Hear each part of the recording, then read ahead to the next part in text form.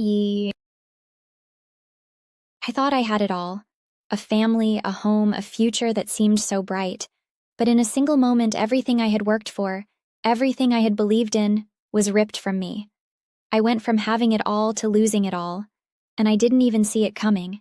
It was the worst day of my life, the day I found out that my marriage, the one I had fought so hard to hold together, was over. The day I was kicked out of the house I once called home. It wasn't just a home to me. It was a place filled with memories, with dreams. It was the place where I thought we'd grow old together, raising our kids, building a life. But in the blink of an eye, it was gone. And there I was, standing outside, the cold wind biting at my skin, holding my child in my arms, with nothing.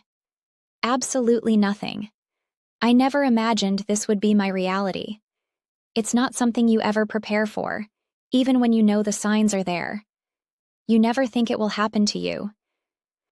I had always prided myself on being strong, on keeping my family together, but life has a way of knocking you down when you least expect it. And yet, here I was, out on the street, trying to figure out what the hell I was going to do next. The shock of it all was overwhelming. My mind was racing. How could he do this to us? After everything? After all the love, the sacrifices, the promises? I had given him my heart. I had given him everything. But somewhere along the way, it wasn't enough. And in the blink of an eye, I was alone. With nothing but the bags I could carry, my son, and the fear that gripped me in the pit of my stomach. The first few nights were the hardest. The emptiness of our old home was replaced by the cold, sterile walls of a temporary apartment. I could barely look at my son without feeling like I had failed him. How could I explain to him why our family wasn't together anymore? How could I make him understand why his father wasn't coming home? It was humiliating. The loneliness, the helplessness, the uncertainty, it all weighed on me like a suffocating cloud. I wasn't just grieving the loss of my marriage. I was mourning the life I thought I was going to have. I was a single mom, barely scraping by, wondering how I would ever find my footing again. But something inside me refused to give up. My son needed me, and I couldn't let him see me fall apart. I had to get my life back together. I had to prove to myself and to him that I could do this. I could be strong. I could build a new life, even if I had to do it alone. I started looking for work, trying to pick up the pieces of my shattered world. Every day felt like a struggle, but I kept going. I knew I couldn't afford to fail. There was no option but to push forward. And that's when I met him. I was applying for a job at a high-end firm when I first saw him. He was tall, with broad shoulders and sharp features that could cut through glass. But it wasn't just his looks that made him stand out. It was the power he exuded. The way people in the room seemed to gravitate around him, as if his very presence commanded attention. I couldn't help but feel a pull toward him. But it wasn't just the attraction. It was the way he carried himself, the confidence, the self-assuredness. His name was James, and he was the CEO of the company. And for the first time since everything fell apart, I felt something anything other than despair. At first, I thought it was just my desperation showing. I thought maybe I was just clinging to a glimpse of something better. But when he looked at me, I felt it. A spark. Something I hadn't felt in so long. I was used to being invisible, to being unnoticed, to being swallowed by the weight of my responsibilities. But with him, I felt seen. We started talking. At first, it was professional. But soon, it became personal. The conversation flowed easily between us. He asked me about my life, about my struggles. I didn't want to open up. I didn't want to reveal how broken I felt inside. But there was something about him that made me trust him. I didn't want to, but I couldn't help myself.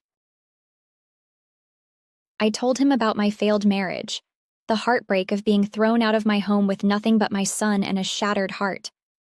His expression softened, and I could see the empathy in his eyes. He didn't judge me. Instead, he offered his help.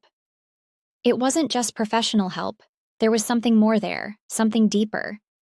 His words were kind, but his gaze was intense. I could feel the attraction building between us, a slow burn that I tried to ignore, but couldn't. As the weeks passed, we saw more of each other. At work, after hours, and outside of work, he became my pillar of support.